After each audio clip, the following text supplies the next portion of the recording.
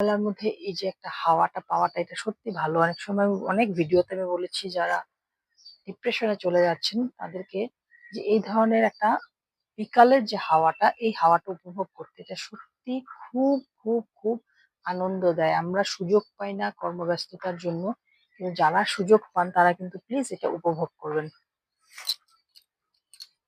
আকাশটাও কি সুন্দর লাগছে, আর আমরা যেহেতু একটা প্রাকৃতিক সৌন্দর্যতার মধ্যে থাকি, পাহাড়ে ঘেরা, যদিও এখন অনেক কনক্রিটের ওয়াল উঠে গেছে, পাহাড় অনেকটা কিছু দেখা যায় না, কিন্তু পাহাড়ে ঘেরা এই সৌন্দর্যতাটা ছাদে উঠলে এতটাই ভালো লাগে যে ছাদে একবার উঠলে আর নামতে ইচ্ছা করে না।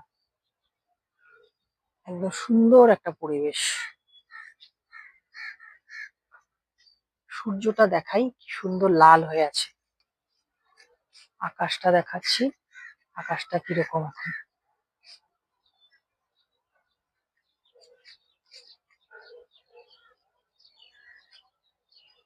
অল্প অল্প মেঘ, অল্প অল্প পরিষ্কার, খুবই সুন্দর আকাশটা।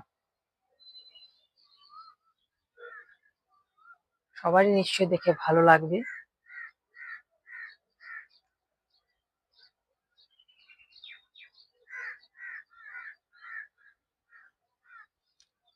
সূর্যটা কি সুন্দর লাল হয়ে আছে, দেখতে কি ভালো লাগছে।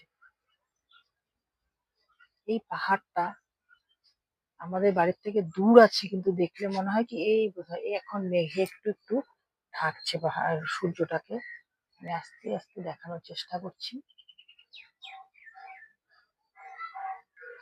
আমরা আসামে যারা থাকি তারা এরকম সবসময় পাহাড় দেখি, পাহাড় দেখতে আমাদেরকে অন্য জায়গায় যেতে হয় না।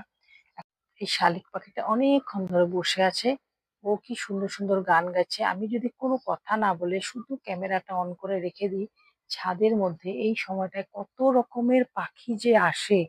আবার সূর্যটা দেখা যাচ্ছে, দেখাই, লাল টুকটুকে সূর্য। ক্যামেরায় কতটুকু বোঝা যাচ্ছে জানি না, এখান থেকে তো আমি যেটা খালি চোখে দেখতে পাচ্ছি একদম রক্তের মতো লাল, রক্তের মতো ঠিক বলবো না, আগুন যেটা জ্বললে পরে আগুনের যে লাল কালারটা সেম কালার। খুবই সুন্দর লাগে এই সময়টা দেখতে, শান্ত পরিবেশ একদম বাইরের,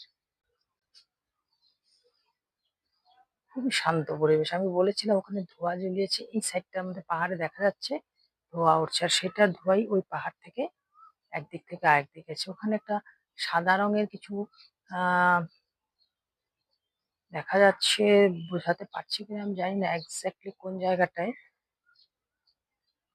গম্বুজ গম্বুজ মতো, সেটা হচ্ছে